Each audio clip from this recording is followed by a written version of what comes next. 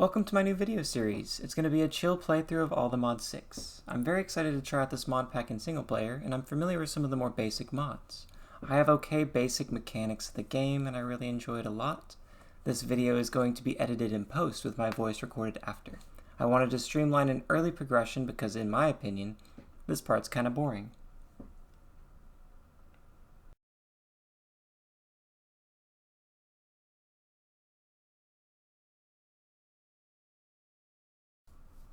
My goal at the moment is to make a dank storage and stock up on Inferium Essence. This is for later to upgrade my tools. We are going to try and learn how to efficiently grow Inferium so we can have a massive supply of it. I know I'm looking for Prosperity Shards too, so I'm keeping an eye out. In my efforts of looking for food, I find something most curious, and if you have a good eye, you've already seen it. I found a bonus chest also on the way to a massive brick tower, and a surprise waiting for me near the chest.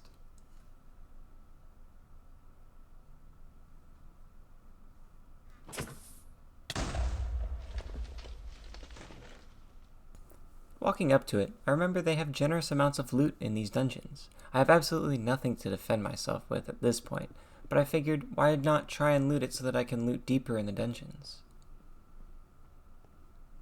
Crazy looking world gen coming up too. It looks like a huge cavern generated outside the middle of this dungeon. What I didn't know yet is that enemies would become more overwhelming because of the crazy amount of dark open spaces there were for them to spawn. Seems like a no-brainer thought now, but hindsight, am I right?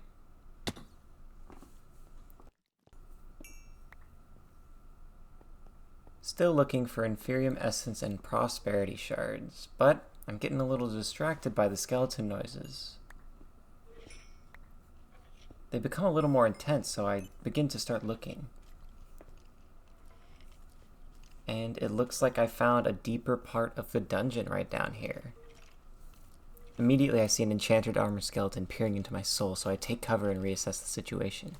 I hear more skeletons and I'm getting worried, but super greedy and wanted to find out what's in the chest, so I took a risk. I then see they were coming from both sides, so I decided to book it and mine safe ores instead. Upon mining some coal, I tried finding a little area where I could access the chest easily, and to my surprise, I got it pretty quickly.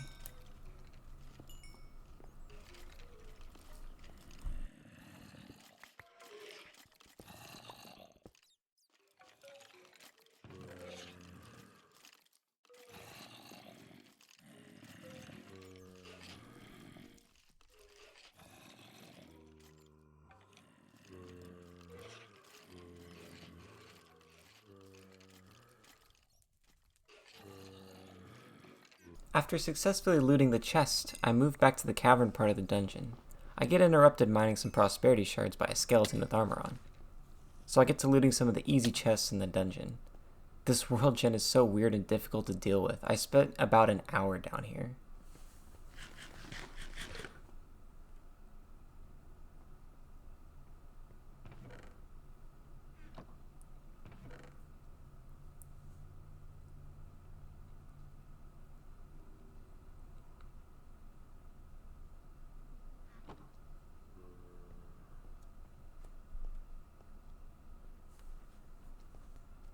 I'm leaving this in to show you my skill level. Don't be too impressed with what you're about to see.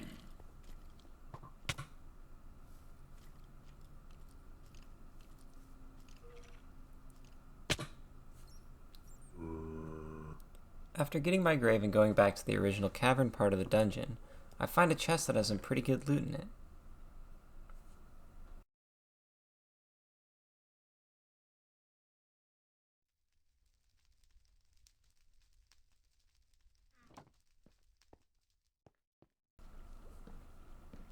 I climbed a waterfall only to jump down to the lava pit being disrupted by the water. I figured of how deep it was, it would have something a bit more rare.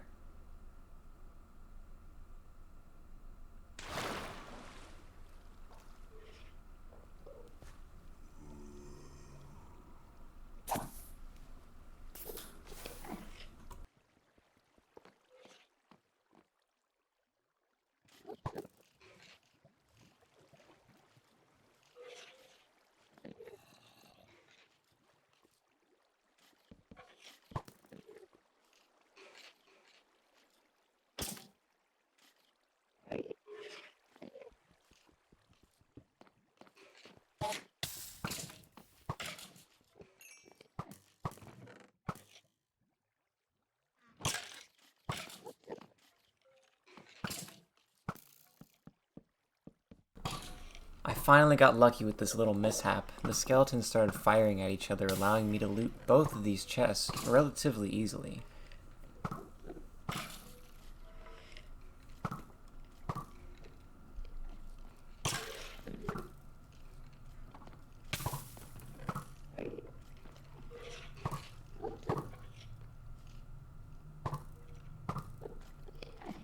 I genuinely can't believe how many times they're missing each other. It honestly was really funny when it was happening.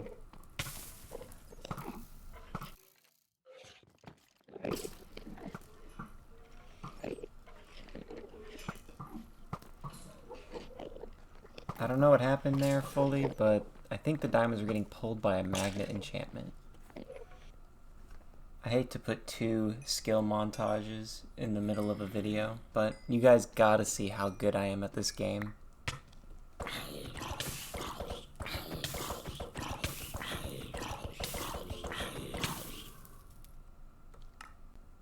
I'm pretty sure that zombie had fire aspect on his iron or diamond axe, I forget. I can't really tell, it's kind of dark, but kind of an unfortunate death. I retrieved my grave and items, but I'm done mining for now. I really need to head back out and look for somewhere to set up camp. I can't be a nomad forever.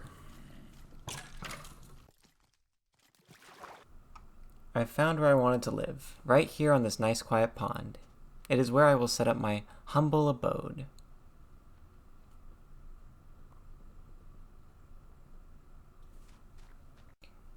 I took a slight break from building so that I could set up the lowest form of portable storage in this game, otherwise known as Dank 1. It holds an impressive amount of items for being a portable chest. The stack limit is 252 per item, and I'm going to work on upgrading it as soon as possible.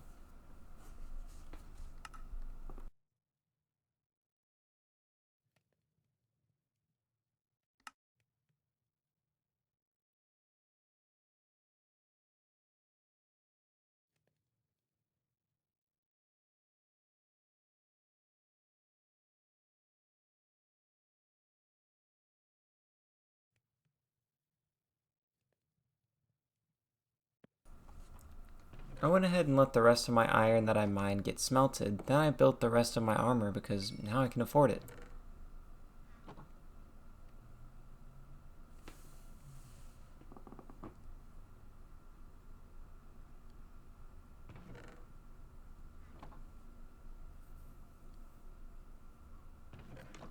Then outside I went to plant what little sugar cane I collected while I was out on the surface world.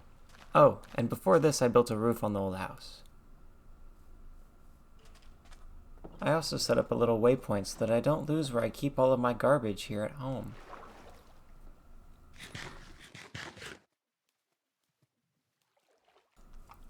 I gathered some seeds outside so I could start working on figuring out mystical agriculture. I only got 14 because I can grow some wheat and get more seeds.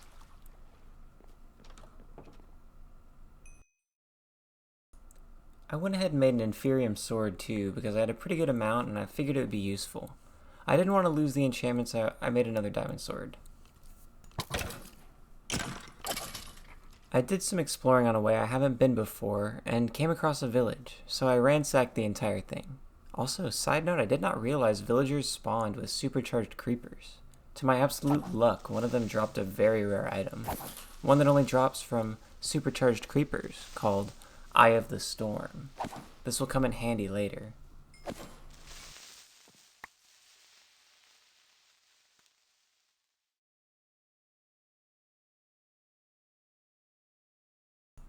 I actually got enough obsidian from that village to go to the Nether, so time to set up a portal and go looking for a fortress. I left this uncut so you can see how lucky I am on finding this.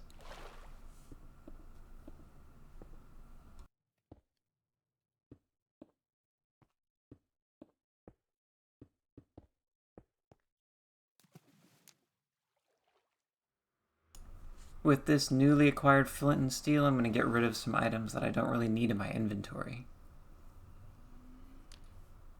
Oh, but I need to remember to put out the fire so I don't burn down the forest.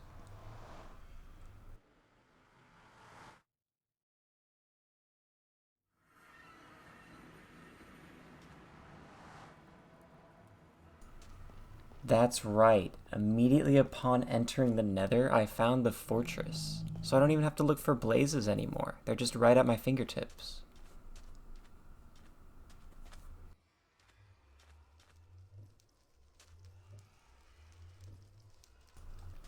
I didn't stay in the Nether too long, and I didn't really find anything notable inside, so I head back and make my way home for the end of a slightly productive day.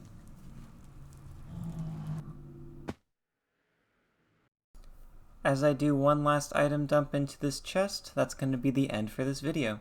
Thank you for watching. I'm going to be uploading more of this series on a more scheduled basis starting next week. But if you enjoyed the video, please give it a thumbs up and a like. I really appreciate the view, and I hope you stick around for more content in the future. Thank you.